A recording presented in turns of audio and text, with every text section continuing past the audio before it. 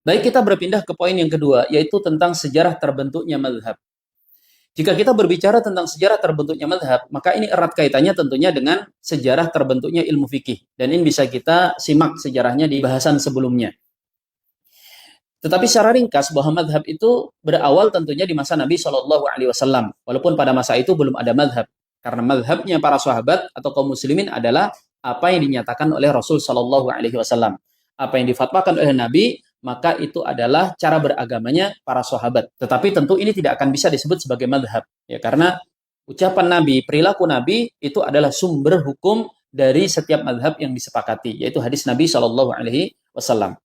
Kemunculan benih-benih madhab ini bisa dikatakan adalah ketika era para sahabat Nabi. Setelah Nabi Shallallahu Alaihi Wasallam wafat, di mana para sahabat kemudian mereka tersebar ke negeri-negeri yang bukan hanya di wilayah Hijaz. Ada yang sampai ke Irak, ada yang sampai ke Mesir, dan wilayah yang lainnya.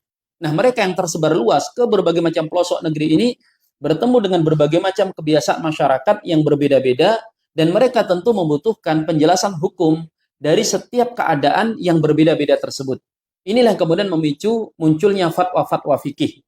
Dan itu juga kemudian menjadi latar belakang tentunya kemunculan madhab-madhab dalam ilmu fikih. Para ulama ketika membahas tentang sejarah madhab, maka mereka akan menghadirkan dua madrasah atau dua arus besar pada masa itu, yaitu madrasah ahlu ra'yi yang muncul dan berkembang di Irak, khususnya di daerah Kufah, dan madhab madrasah ahli hadis atau ahli asar yang ini berkembang di wilayah Hijaz, Mekah, Madinah, dan sekitarnya.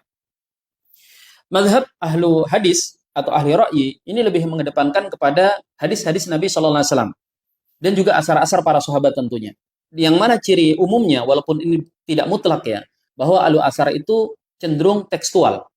Sedangkan madhab ahlu ra'yi itu mengedepankan kepada kias, kepada analogi. Yang ini juga sebenarnya diakui sebagai salah satu dari sumber hukum dalam Islam. Selain Al-Quran, hadis, ijma', lalu kias. Yang membedakan mungkin adalah titik tekannya dan banyak sedikitnya. Ahlu hadis itu juga menggunakan kias. Walaupun nanti ada pernyataan dari mereka yang menolak kias. Tetapi prakteknya mereka juga menggunakan kias. Sedangkan ahlu ra'yi itu bukan berarti tidak menggunakan hadis. Mereka juga menggunakan hadis. Tetapi secara dominan, kias itu lebih banyak mereka gunakan. Kurang lebih seperti itu. Ya. Dan demikian juga, bukan berarti ketika ahlu hadis berada di Hijaz, kemudian di sana tidak ada ahli ra'i. Atau sebaliknya, di Hijaz misalnya, ada Al-Imam Rabi'ah bin Abdurrahman, yang kemudian dikenal dengan Rabi'atul Ra'i, yang artinya Rabi'ah sang pemilik logika. Karena beliau meskipun tinggal di Hijaz, itu sangat kuat dalam menggunakan ilmu qiyas atau ilmu analogi. Demikian juga di daerah Kufah, yang sangat khas dengan penggunaan ra'inya, tetap muncul para ulama-ulama di sana yang berpegang atau yang mengikuti madrasah ahlu hadis, yaitu seperti Imam Asy-Sya'bi rahimahullah ta'ala. Nah, madrasah ahli ra'yi dan ahli asar ini kemudian menginspirasi munculnya mazhab-mazhab fikih yang kemudian nanti akan kita sebutkan. Dan kemunculan mazhab-mazhab fikih itu memang tidak serempak, tetapi rata-rata saling berdekatan, yaitu di masa tabi'in dan di masa tabi'ut tabi'in. Dan mazhab-mazhab fikih ini nanti, baik yang masih eksis sampai hari ini ataupun sudah punah, itu secara umum lahir dari dua madrasah ini. Madrasah ahli hadis dan madrasah ahli ra'i. Yang jika kita bagi dari 4 madhab yang masih ada eksis sampai hari ini, Hanafi, Maliki, Syafi'i, dan Hanbali. Yang sangat khas mewakili ahli ra'i adalah madhab Hanafi. Dan yang sangat khas mewakili daripada madrasah ahli asar adalah madhab Maliki. Dan bisa dimasukkan di sini juga madhab Hanbali. Sedangkan madhab Syafi'i sering digambarkan sebagai gabungan antara madrasah ahli hadis dan madrasah ahli ra'i. Tentang fenomena munculnya dua madrasah ini dikomentari oleh beberapa ulama, di antaranya adalah Al-Imam Ibnu Rajab. Beliau mengatakan di dalam kitabnya Ar-Rad 'ala man ittiba ghairu madhab al-arba'ah. Yang arti kitab ini adalah menolak bagi siapapun yang hendak mengikuti selain 4 madhab.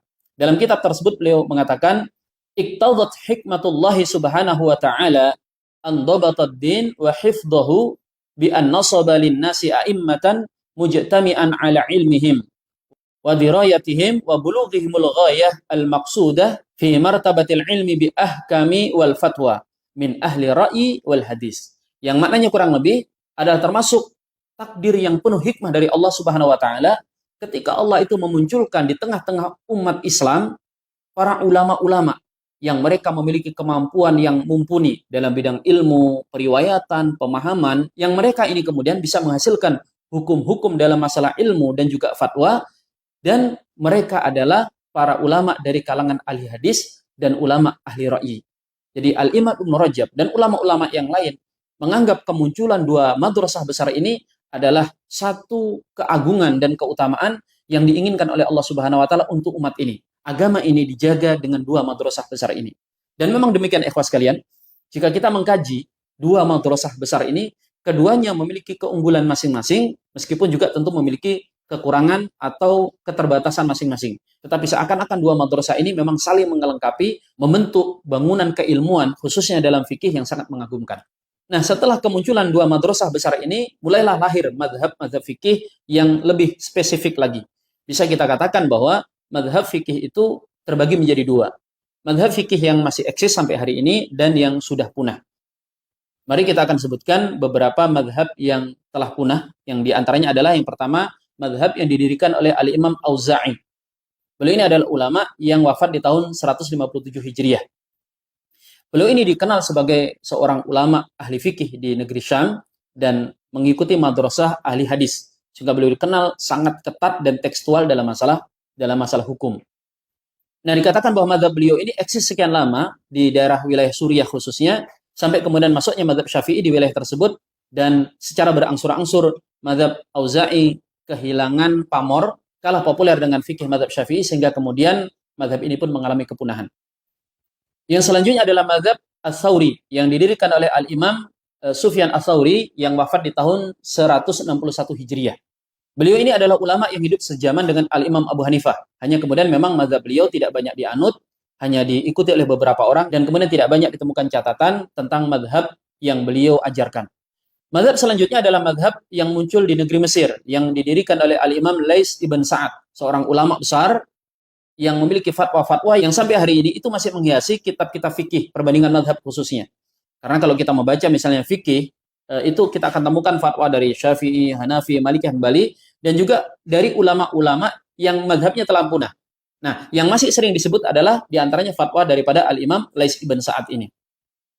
Kemudian selanjutnya nanti bisa dibaca di diktat pembelajaran kita, ada mazhab At-Tabari, kemudian ada mazhab Az-Zahiri, dan mazhab Az-Zahiri ini mazhab yang sudah punah, tetapi yang paling sering masih disebutkan mengiringi atau mengimbangi atau menyertai di pembahasan-pembahasan fikih perbandingan empat mazhab. Ya, biasanya kita temukan kan, selain pendapat Hanafi, ini pendapat Maliki, ini pendapat Syafi'i, Hanbali, itu masih dicantumkan pendapat Az-Zahiri.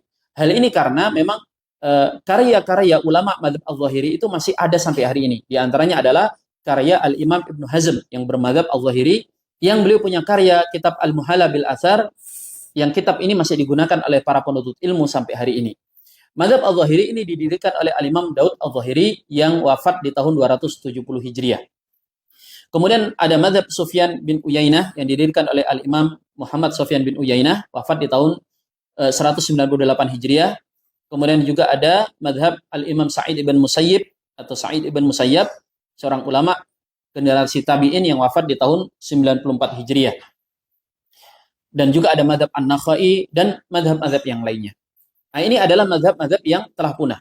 Yang selanjutnya kita akan membahas tentang mazhab yang masih eksis sampai hari ini. Namun ini akan kita bahas di video selanjutnya, karena nanti akan langsung kita bahas tentang kaitannya mengapa mazhab itu punah dan mengapa empat mazhab yang masih eksis itu masih bisa bertahan sampai hari ini. Dan langsung nanti akan kita sambung dengan biografi para pendiri mazhab tersebut. Insya Allah akan kita bahas di video selanjutnya. Wallahu ta'ala alam bishawab. Wassalamualaikum warahmatullahi wabarakatuh.